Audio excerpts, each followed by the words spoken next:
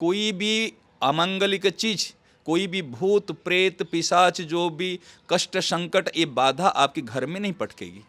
घर में अशांति होती है, कलह होती है, इसीलिए बाधाएं आती है। आप कहोगे महाराज आजकल ऐसे माँ बाप नहीं मिलते, आप ऐसे सोचते नहीं। अरे माँ तो माँ होती है, पुत्र वरम कपुत हो जाएगा, लेकिन माँ कभी कुमाता नहीं होती है। वह प्रणाम में इतनी शक्ति है, असंभव को संभव करा दे। आज महाभारत युद्ध में अगर पांडवों का विजय हुआ है केवल प्रणाम के कारण। यदि युधिष्ठिर महाराज जी भीष्म पितामह को प्रणाम नहीं करते तो कभी विजय प्राप्त नहीं कर पाते। नमस्कार दोस्तों, जनता की आवाज़ में आप सभी का स्वागत है। मैं कन्हैया शर्मा।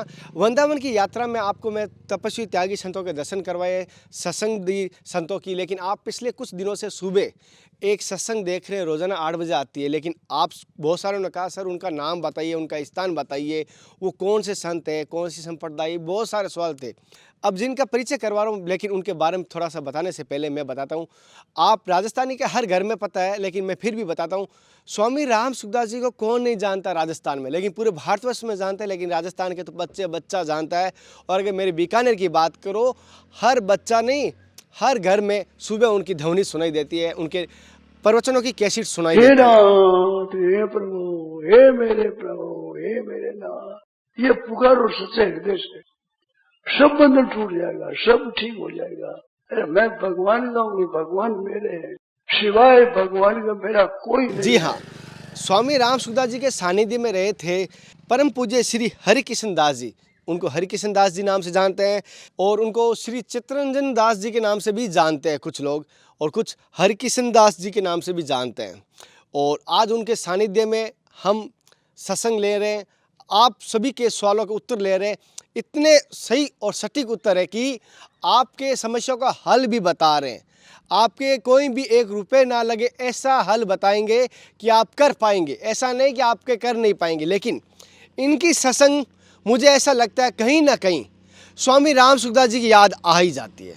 अगर आप सत्संग सुनेंगे इनके माध्यम से, आप अपने सवाल का आंसर सुनेंगे, आपको ऐसा लगेगा कि क्यों ना इनके सवालों में आपको वो उत्तर मिल गया, आपको शांति मिल गई, आप सही जगह आ रहे हो। एक आपसे निवेदन करूंगा, आज हम कुछ इनसे सवाल करेंगे, और अगर इस सवाल में मुझे कहीं गलती होते मेरे से, या खांसी या कोई जुकाम, तो मुझे माफ़ कर देना, क्योंकि थोड़ा स्वास्थ्य सही नहीं होने की वजह से थोड़ा खांसी जुकाम हो जाता है। अब हम महात्मा जी के पास, प्रभु जी के पास चलूँगा, लेकिन इनको ज़्यादातर हम महाराज जी, महात्मा जी कहते हैं, क्योंकि उन्हीं के बात कहूँगा। लेकिन आपने 2-3 इनकी सत्संग सुनी है। आज हम इनसे जो हम साक्षात्कार कहें या इंटरव्यू कहें, या ये कह सकता हूँ संवाद, आज जो हम संवाद करेंगे, आपके मन में जो सवाल, जो प्रश्न उठ रहे हैं, जो भ्रांतियाँ उठ रही है धर्म के प्रतीक या देवताओं के प्रतीक, पूजा पाठ के प्रतीक, साधना के प्रतीक, उनका हल देने की कोशिश करूंगा। तो इस वीडियो को पूरा देखने के बाद अपने विचार करना। अगर मेरी इस वीडियो में कोई गलती होती है तो मेरी है, मैं माफ़ कर देना। अगर इस वीडियो में किसी प्रकार की, इस चैनल की में गलती होती है तो मेरी गलती है, मुझे माफ़ कर देना। अब हम महात्मा जी के सत्संग लेते हैं, उनके चरणों में प्रणाम करते हैं, और आपको उनका आशीर्वाद दिलाने की कोशिश करता हूँ।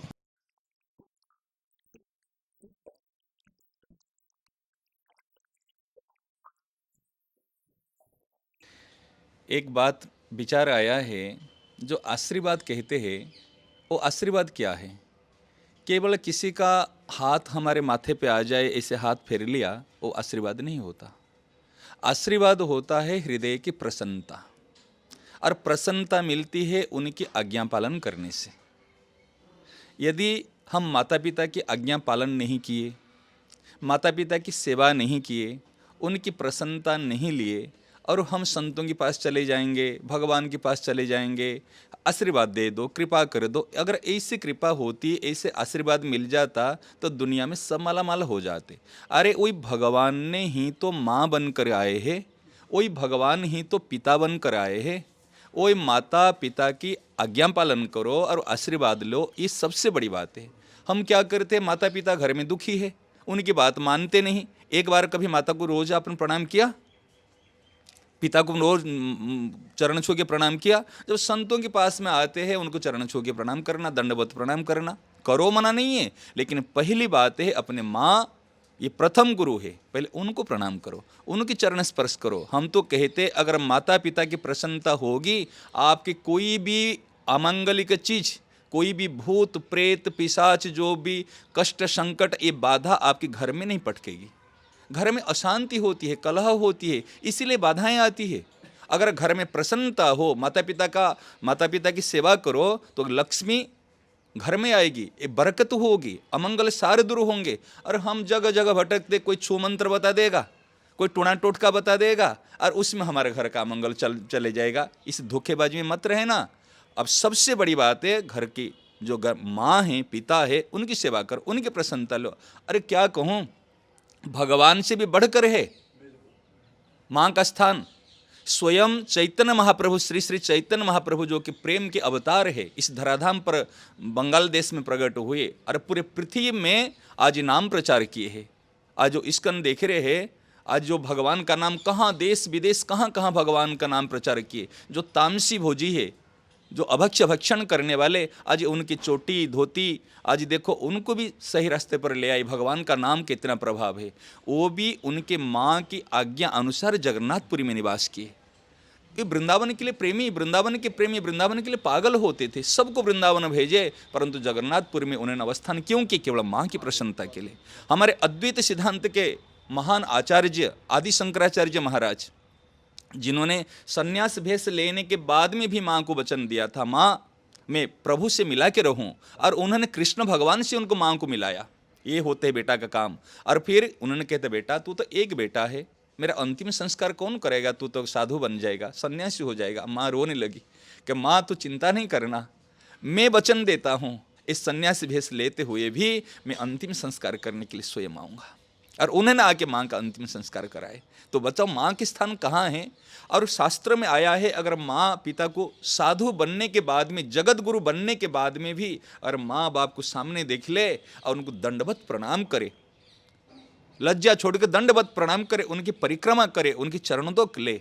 इसलिए सदगृहस्थ में रहने वाले सभी को मैं ये बात निवेदन करता हूँ, अपने माँ की प्रसन्नता लो, अपने पिता की सेवा करो, माँ की आज्ञा पालन करो। आप कहोगे महाराज आजकल ऐसे माँ बाप नहीं मिलते, आप ऐसे सोचते नहीं। अरे माँ तो माँ होती है, पुत्र वरम कपुत्र हो जाएगा, लेकिन माँ कभी कुमाता नहीं होती है। कुछ भी हो, अपने माँ पिता के अगर आशीर्वाद लोगे, उनकी सेवा करोगे, थोड़ी देर उनके पास तो बैठो। अजी माँ पिता के लिए किसके पास समय नहीं है? शादी हो गई, घर से निकल गए, बीवी के साथ में जाकर रहने लगे। और कभी अगर कोई सेवा भाव हो तो कोई सिस्टर लगा दिए, कोई नर्स लगा के उनकी सेवा कर लिए, कोई नौकर चाकर से उनकी सेवा कर दिए। क्या अगर आपके माता पिता आपको नौकर चाकर से सेवा कराते, क्या आप आज बड़े हो जाते?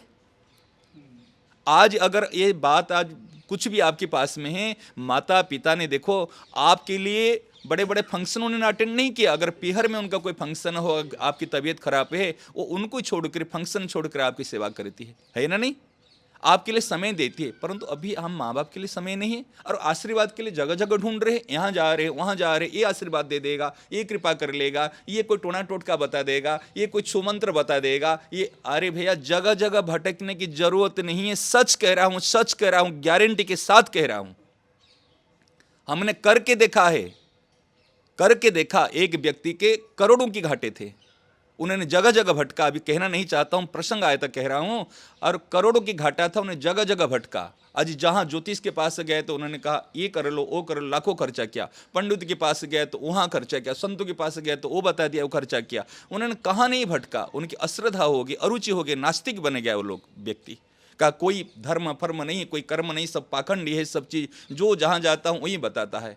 और निराश होकर एक बार मुलाकात हुई, उन्होंने कहा महाराज कोई भगवान भगवान नहीं, कोई धर्म फर्म नहीं है, मैं नास्तिक हो चुका हूँ। मेरे सामने की बात। हमने कहा भाई क्या बात है, क्या कष्ट है, बताओ तो। क्या मैं बताऊंगा तो आप भी लाखों रुपए की खर्चा बता दोगे? अभी ये करो, ये पूजा करो, ये दीपक जलाओ, ये करो। मैं कुछ नहीं करूंगा, अभी मैं कुछ करने की पक्ष में नहीं हूँ। मैंने कहा है क्या बताऊं? ऐसे करोड़ों की घाटा हो गया। मैंने, मेरी नियत अच्छी है, मेरा भाव अच्छा है, क्यों घाटा हुआ, क्यों ऐसी परिस्थिति आई? और इससे मैं दूर होना चाहता हूँ, साल भर से परेशान हूँ। मैंने कहा घर में माता पिता है क्या? माता पिता है, उनसे मेरी पटती नहीं है, मेरी उनसे बात नहीं होती है। मैंने कहा पटती नहीं माता पिता से और बातचीत होती नहीं? तू क्या समस्या का समाधान करना चाहता है? क्या चाहता हूँ। मैं क्या नास्तिक होने की कोई जरूरत नहीं है। तो यदि कहना मानेगा, केवल बात मान लेगा, 6 महीना के अंदर तेरी स्थिति में परिवर्तित जरूर आएगी, परिवर्तन जरूर हो जाएगा। क्या यदि नहीं हो तो मेरे कान पकड़ना, लेकिन एक शर्त है, मेरे कहना अनुसार तेरे को करना पड़ेगा। करेगा? मरता क्या नहीं करता। जब सब जगह से निराश हो चुका था, उन्होंने कहा ठीक है करूंगा, मैं कुछ खर्चा नहीं कर पाऊंगा, मैं कहा 1 पैसे के खर्चा नहीं बताऊंगा, रुपया तो दूर है, 1 पैसा के खर्चा नहीं बताऊंगा। तो यदि केवल बात मान लेगा तो कार्य सिद्धि हो जाएगा। क्या बताओ, के लिए जो बात पटती नहीं कहते ना माँ बाप से ना, पिताजी को जाकर अभी प्रणाम करना, जाके उनको प्रणाम करना, उनके चरणों में माफी मांगना। अरे माँ हैं, उनकी गोद में बैठ के भोजन करना, उनकी गोद में सो जाना, उनकी जो पल्लू है, आंचल कहते हैं माताओं की, माँ की, उसी अगर जो बातें है उस गोद में सो जाना बच्चे की तरह, आंचल को अपने माथे पे ढक लेना, और तेरे जो मनोरथ है ना, सारे मनोरथों को इस आंचल के नीचे कर लेना। कोई देवी देवता के पास में, कोई टोना टोटके वाले तांत्रिक के पास में जाने की जरूरत नहीं। और 6 महीना तक तो उनको जैसे ठाकुर जी को प्रणाम करते हैं, माता पिता को विराजमान करा के उनके 4 पार्श्व में 4 परिक्रमा कर लेना। एक छोटी सी कटोरी लेना, इसी कटोरी में स्वच्छ जल लेना, पानी लेना, और इनके जो अंगूठा है, अंगूठा को डुबा के, दोनों अंगूठा को डुबा के उसको जल लेना। उसी जल को, माता पिता दोनों के जल को, और उसको पी लेना, घर में छिंटा लगा देना। ठीक है ना, तेरे जो बाधाएं हैं घर में छिंटा लगा देना, उसको पी लेना। जब पी लेगा, ये माता पिता के चरण का अंगूठा का जल गंगा जल से भी बढ़कर पवित्र माना जाता है। तू करके देख एक बार भाव पूर्वक, कितना 5 मिनट का भी नहीं। तेरा क्या पैसा लगेगा? 1 पैसा लगेगा? 1 पैसा लगेगा ना। अगरबत्ती का खर्चा बताया ना, आपको कोई रोली मोली चंदन उसके खर्चा बताया। केवल थोड़ा सा एक छोटे से कटोरी में पानी लेके गिरना और उनकी गोद में सो जाना। 15-20 मिनट का समय देना। पाँव सेवा कर लेगा तो अच्छी बात, नहीं करत नहीं। अरे भूख लगे तो माँ के हाथ में भोजन कर लेना, माँ की गोद में सो जाना, और उनकी पल्लू ओढ़ के अपने जो मन की कष्ट है, समस्या है, उनको पल्लू के नीचे सारी चीज कह देना। तो 6 महीना करके देखना, फिर बाद में बात करना। 6 महीना तो दूर रहा, 3 महीना से पहले उनके सारे कष्टों का निवारण उन्होंने इतने प्रसन्न हुआ। ये जब अजमाए तो हमारे हृदय में 100% कॉन्फिडेंस बल आ गया। वास्तव में माता पिता की चरणों में इतनी शक्ति है। महात्मा जी, प्रभु जी, एक चीज़ जानना चाहूँ, जिसके आगे माता पिता जी अभी नहीं है, भ्रमलीन हो गए, या वो परदेश में रहते हैं, तो वो उसका उपाय को किस प्रकार करें? अगर माता पिता नहीं हैं, उनके वर्तमान माने ये नहीं है, वो प्रणाम करें मानसिक रूप से। अच्छा बताओ, हम जो बच्चों को बता रहे, जो हमारे यंग मास है, यूथ जुड़े हुए हैं हमारे से, तो वो जब बाहर रहते, हॉस्टल में रह के पढ़ाई करते हैं, घर से बाहर रह के उनको पढ़ाई करते हैं, हम उनको कहते हैं बेटा एक काम करना। क्या करना? सुबह जब पहला तो उठेगा, पहला फोन मां के चरणों में, पहला फोन, जैसे पहली रोटी गौ माता की। इस प्रकार हम पास में नहीं हैं, लेकिन पहला हमारे हृदय के भाव, पहला हमारे ये मस्तक झुकेगा तो मां के चरणों में। पास में है तो पास में प्रणाम कर लो। अरे भाई, प्रणाम में इतनी शक्ति है, असंभव को संभव करा दे। आज महाभारत युद्ध में अगर पांडवों का विजय हुआ है केवल प्रणाम के कारण। यार, युधिष्ठिर महाराज जी भीष्म पितामह को प्रणाम नहीं करते तो कभी विजय प्राप्त नहीं कर पाते। भीष्म पितामह थे दुर्योधन के पक्ष में, और पहले युधिष्ठिर महाराज दोनों पक्ष साइड में सेना खड़ी है, उस समय में रथ से उतरे, सब कवच कुंडल सब उतारे और पैदल जाके जा रहे। सब कह रहे ये क्या संधि करने के लिए जा रहे हैं, और उस समय जाके भीष्म पितामह को प्रणाम किए। वहीं कहते यशस्वी भवो विजयी भवो यशस्वी भवो। बताओ, ये प्रणाम के कारण, प्रणाम में अनंत शक्ति है, अनंत महिमा है। जो चीज हम कर सकते वो चीज नहीं कर रहे हैं, द्वार द्वार भटक रहे। जिनके माता पिता नहीं है उनके लिए उपाय बता रहा हूं। उनके अगर शरीर में नहीं है तो उनके चित्र रखते हैं, उनको प्रणाम कर लिया करो। अगर है दूर में है, पहला फोन उठते ही आप पहले व्हाट्सएप देखते हो, पहले अपने आजकल जो भी सारी देखते हो, उस समय पहले फोन करके माँ आपकी चरण में साष्टांग प्रणिपात करता हूँ। अरे आपको फोन को प्रतीक्षा करते रहेंगे, वो उनकी आशा रहेगी वो आएंगे, अभी फोन आएगा, अभी फोन आएगा। और जैसे उनको प्रणाम कर लोगे, उनकी प्रसन्नता इनकी प्रसन्नता, उनकी कृपा मिलेगी। आप करके तो देखो। अनेक बच्चे करते हैं, पहला फोन माँ के पास में आता है, पिताजी के पास में आता है। आप तो करके देखो। मैं हृदय से कहता हूँ, मेरे मन में एक दुख होता है, मेरे को तो रोना आता कई बार। मैं कहता देखो, आज लाखों करोड़ कहते हैं ना, माने करोड़ क्या कहे, ये देव दुर्लभ शरीर मिला है, भारतवर्ष में मिला है, फिर ऐसी सुजोग मिला है, फिर भी हम कहाँ भटक रहे, हम कहाँ, हमारे हृदय दुख, माने बहुत हृदय फट जाता है हमारे, इतने दुख होता है, हम कहाँ भटक रहे। और बताने वाले भी कहाँ कहाँ कैसे गलत मार्गदर्शन करते। अरे भैया, इस संसार में इतने पशु पक्षी कीट पतंग जलचर थलचर नभचर है, मनुष्य कितने हैं, आटे में नमक जितने नहीं है इतना। फिर भारतवर्ष में आप देखोगे, बाहर ये प्रांतों में, स्टेट में, कि बाहर राष्ट्र में देखो, जहाँ पे मांस मछली तो क्या है, कीड़े मकोड़े भी खा जाते। और हमारे इतनी हिंदू संस्कृति सनातन धर्म मिला हुआ, फिर हम तामसी वृत्ति में फंस रहे, फिर भी इधर उधर टोने टोटके आज देवा देवी इधर कहाँ कहाँ भटक रहे। तो बड़ा दुख होता है, बड़े माने कष्ट होता है। इसलिए मैं हृदय से कहता हूँ, आप इधर उधर भटको मत, सही रास्ता पकड़ो, माता पिता के आशीर्वाद लो। अगर संत भेष में हो, साधु भेष में है, अपने सदगुरुदेव की प्रसन्नता लो। अगर आप गृहस्थाश्रम में हो, ऐसे हो, तो आप माता पिता की प्रसन्नता हो। एक सिद्ध संत की बात बता रहा हूँ, पंडित श्री गया प्रसाद जी महाराज, अचल और सचल गिरिराज स्वरूप हमारे इस ब्रज वृंदावन की महान विभूति है। उनकी महिमा क्या कहे, जिन्होंने एक कक्ष में 50-55 साल रह के भजन किए। कोई देहाध्यास नहीं।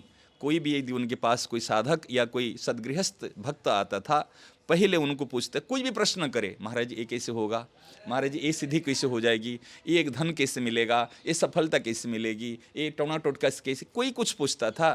वो स्लेट में मौन रहते थे, स्लेट में एक लाइन लिखते थे, क्या आपके ऊपर आपके माता पिता प्रसन्न है। कोई संत भेष में आता था, क्या आपके ऊपर आपके सदगुरुदेव प्रसन्न हैं। ये प्रश्न, यदि माता पिता प्रसन्न है, संसार में ऐसी कोई भी शक्ति नहीं, बुरी शक्ति नहीं है जो आपको अमंगल दिला दे। अरे भैया, सच कहता हूं, शंकर भगवान के ऊपर में जाकर हम जल चढ़ाते हैं, वैष्णव देवी में जाके हम चुनरी चढ़ाते हैं, छे ना। अरे ओ माँ तो, ओ माँ ये दे दो, ये कृपा कर दो, परंतु वो माँ भी जानती है, वो बाबा भी जानते हैं ये धोखेबाज है। अब पहले माँ बाप को ठगा है तो मुझे भी ठगने के लिए आया है। जिन्होंने माँ बाप की प्रसन्नता नहीं ली, अरे मैं तो माँ बनकर आई थी, अरे बाबा कह रहे मैं तो पिता बनकर तेरे पास में आया था, तेरे को तेरे टट्टी भी साफ साफ किया, तेरे को पाला पोसा बढ़ाया लिखाया पढ़ा किया। तुम मेरी बात नहीं मान पाता तो उनकी बात क्या मानेगा। तुम मुझे प्रसन्न कर नहीं पाते तो उनके प्रसन्न क्या करेगा। वो भी हंसते हैं।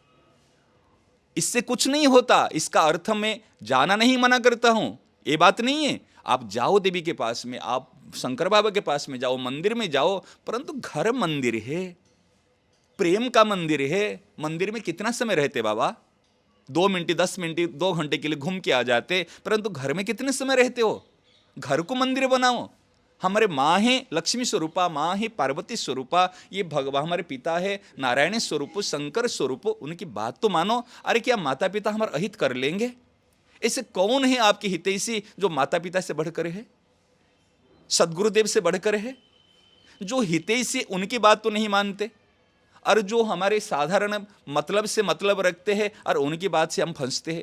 इसलिए हृदय से मेरा बहुत दुख होता है, बहुत मैंने पीड़ा होती है। इसलिए मैं सबसे निवेदन करता हूँ, बस अपने माता पिता की आज्ञा पालन करो, उनकी प्रसन्नता लो, उनके सदगुरुदेव की प्रसन्नता लो, कार्य अवश्य सिद्धि होगी, अवश्य अवश्य अवश्य सिद्धि होगी, कोई रोक नहीं सकता। जैसे गुरुजी ने कहा, हृदय में मैं कह रहा हूँ, मुझे अभी पूरी की पूरी नोखा जैसे मेरे गांव घर याद आ रहा है। और आप सभी से मैं भी निवेदन करूंगा कि हालांकि मेरे में एक कमी थी, रोज़ाना नहीं करता था कॉल, आज से मैं भी, मेरी माँ देख रही तो मैं कहूँगा आज से रोज़ाना कॉल करूँगा। और सभी से कहूँगा जो मेरी तरह बाहर रहते हैं वो इस नियम को अपनाए। कोई पूजा पाठ की आवश्यकता नहीं है, हमें भगवान की अगरबत्ती करने की आवश्यकता नहीं है। महाराज जी ने जैसे बताया, सीधा सबसे पहले आशीर्वाद नहीं, पूजा पाठ की करने की आवश्यकता नहीं, ये बात नहीं है। पूजा पाठ करे इसका अर्थ तो हम नास्तिक ये नहीं फैलाना। पहली बात अपने माता पिता की प्रसन्नता ले। अगर हमको पूजा पाठ करनी है और माँ पिता को प्रणाम करनी है, 2 काम अगर एक साथ में आए, दोनों से कोई एक कर सकते, हम कहेंगे ठाकुर जी के पूजा पाठ को गौण कर लो और माता पिता को पहले महत्व दो। बात समझ में आ रही है ना। इसीलिए माता पिता पहले देवता है, पहला भगवान है। उनकी प्रसन्नता से हम कहते कुछ भी आप करके देखो। हमने जब वो व्यक्ति का किया ना तो मेरे को 100% कॉन्फिडेंस हो गया। इसलिए मैं डंके की चोट पे और खुले दिल से भी बात कहता हूँ, आप करके देखो। जैसे गुरुजी ने कहा, अगर ये नियम करके अगर आप कोई भी, जैसे गुरुजी ने कहा 90 दिन का, अगर 21 दिन की करके देखिए मेरे नियम से, उसके बाद अगर आप सवाल करते हैं अपनी कोई भी समस्या का, मैं करने की कोशिश करूंगा। लेकिन इस नियम को अपने, जैसे मैं आशीर्वाद, हालांकि मैं आशीर्वाद संतों की तलाश करता हूं, दर्शन करता हूं, लेकिन आज से मैं भी जाऊंगा और जल्दी, हो सकता है 2 महीने हो गए, मैं भी जाऊँगा, माँ का आशीर्वाद लूँगा। माँ भी मेरा रोज़ाना देखती है, मैं उनसे भी कहूँगा जल्दी मैं आऊँगा और अगला सवाल मैं गुरुजी से करने की कोशिश कर रहा हूँ।